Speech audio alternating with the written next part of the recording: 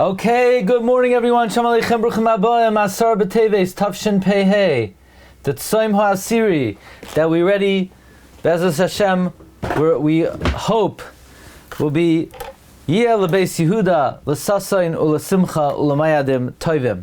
We have a lot to do today. First, let's begin.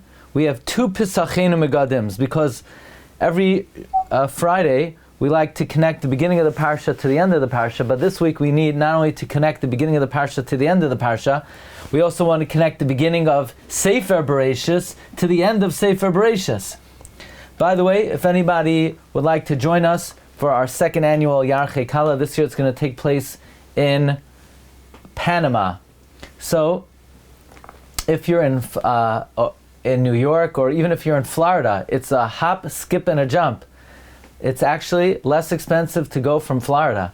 So if you're interested, please join us. Really, our last couple of rooms in the first hotel are left. It's going to be an amazing program.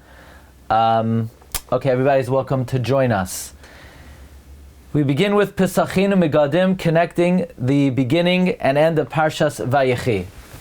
The Parsha begins with the years of the life of Yaakov Avinu and his request that he should not be buried in Mitzrayim, and making Yosef take a shvuah, not to bury him in Mitzrayim. Vayechi Yaakov be'eretz Mitzrayim sheva esrei shana, vayehi yimei Yaakov shnei chayav sheva shanim ve'arba'im u'ma'as shana.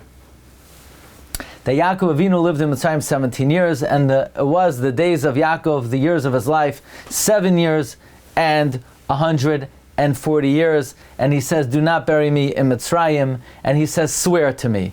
So the parsha begins, the years of the life of Yaakov, and his request, don't bury me in Mitzrayim, and his imposing a shvuah. It also ends similarly with the life of Yosef. Ayamas Yosef ben 110 shanim. It ends with his request not to be buried in Mitzrayim, and his imposing a shvuah. Vayash ba Yosef es bnei Yisrael leimar, palkoid yivkoid elokim eschem, va'alisa misas mizah. Also, the parsha begins Vayechi Yaakov Eretz Mitzrayim, and it ends Vayechi Yosef. Here's a good one. The Sforno says in the beginning of the parsha, when Yaakov says Al Nasik Bereini b'Mitzrayim, he says Vayechi Yaakov Sheva Esrei Shana, Vayehi Yaakov Yimei Chayav Sheva Shanim V'Arba'im U'ma'as Shana Vayikru Yimei Sol Amos Vayomer Li Yosef Hinei Avicha Chayleh. So what does Yaakov Avinu say? Yaakov says, Al nasik bereini b'Mitzrayim. Meaning, Al nasik bereini b'Mitzrayim, he's going to say, you know what I'm saying? Al nasik bereini b'Mitzrayim, he's going to say, carry me out. So what's the emphasis, Al nasik bereini b'Mitzrayim? It means, not only should you not bury me in the ground in Mitzrayim, don't even bury me in a box in Mitzrayim. Because Yaakov says, I know that if they put me in a box even temporarily, they'll never bring me to my Ma'ara. They'll say, he's good over there, at least he's not in the ground in Mitzrayim. By the way, so now, the Sforno learns that Al Nasik Bereini b'Mitzrayim in the beginning of the Parsha is dovetails with the last words of the Parsha, Vayisem ba'arayin b'Mitzrayim. Yaakov Avinu was saying, not only don't put me in the earth, don't even put me in a box, like it says at the end of the Parsha. So the connection between the beginning and end of the Parsha is self-evident. By the way, Rashi says, and provides 3 reasons why Yaakov Avinu did not want to be buried in Mitzrayim. The Sifsei Chachamim explains, why do we need all 3 reasons? If it would only be because of Makas Kinim, then Yaakov Avinu could have said, okay, I don't want to be in the earth of Mitzrayim, so put me in a box. So that's why Rashi has to say, the reason that Yaakov Avinu didn't want to have to roll through the various tunnels. But again, that's all connecting that the end of the Parsha, that there's a possibility of being buried in a box, explains all the various reasons why Yaakov Avinu did not want to be buried in Mitzrayim. Here's a very interesting reason that Hashem brought to my attention right before the shir began. It says, Vayechi Yaakov Eretz Mitzrayim Sheva Esrei Shana. That means Yaakov lived 17 years and 130 years. He first lived 130 years and then 17.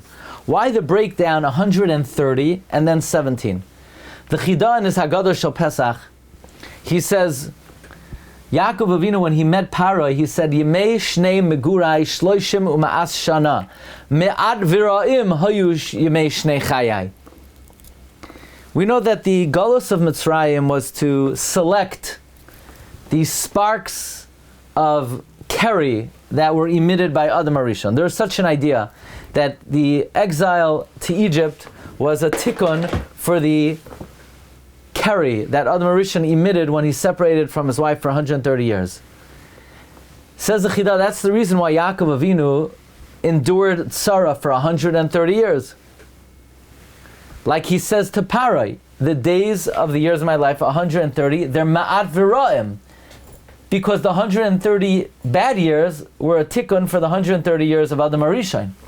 And then he lived 17 years in tranquility. So Yaakov Avinu, we know the Avos were masakin, the three sins of Adam. Adam Rishon had violated Avodah Zarah. That was rectified by Avram Avinu. And Yitzchak Avinu rectified Ritzicha. And Yaakov Avinu rectified Giloy Arayas. Like that result teaches. Yaakov was the shufrei, the image of Adam HaRishon. Therefore, for 130 years, he was B'tzar. It was Ma'at V'ra'im. Because the sparks were Nisma'et, they were Ra'im. And then he was Masakin it for 17 years, L'toiv. That's the 17 years, Imru, Tzadik, Kitoiv. That's the connection, says the Chida, between Vayigash and Vayechi. Vayigash ends Vayifru Vayirbu Ma'od. Vayechi Yaakov. Ma'od is the letters Adam. It's a remez to the sparks of Adam HaRishon. And then Vayechi Yaakov, 17 good years. So the Parsha begins that Yaakov lived 130 years that were a tikkun for Adam HaRishon. And then finally 17 years of goodness that he was able to fully rectify that sin. Well, that is very similar to how the Parsha ends. And this is interesting. The Parsha ends that they put Yosef in a box. The great-great-grandfather of the Chida, the Chesed Avram, teaches that someone who is not a tzaddik cannot be buried in an arayin. One who's buried in an arayin, they're very medaktik with the person, kechud hasara. Only a tzaddik, if a person was not buried in an arayin, they're only exacting on big averos. Therefore, the only one put in an arayin is Yosef. What does it mean only a tzaddik could be put in an arayin? What does tzaddik mean? Tzaddik is someone who guards the bris milah.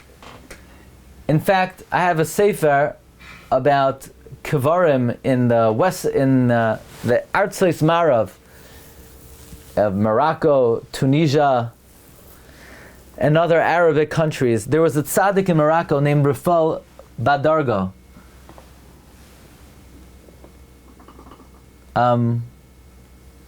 And he asked to be buried in an arayin because he said he never even saw Keri la'ainsai. So the fact that Yosef was put in a box symbolizes his purity in this area. That's why it says Vayisem ba'arayin. The Zohar HaKadosh says, why two yuds? Because there were two boxes he was put in.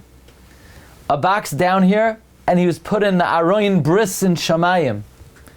And it's written with two yuds. He was Mischaber Bris Bebris. The two yuds reflect Yosef's righteousness in this area. So the parsha begins, Vayechi Yaakov, 17 years of Kedusha, of Tikkun for the Ched of Adam HaRishon, and that is exactly how Parshas Vayechi ends. So we, Baruch Hashem, with Siyata Deshmaya, completed the series of Pesacheinu Megadim on Sefer Bereshis. We were able to offer some element of explanation for the Parshas of Bereshis, and we hope Hashem should be Mavarich all of us, Chazak, Chazak, V'nis Chazek. Now we're going to see the same type of model on Sefer Bereshis in general. Okay, here we go.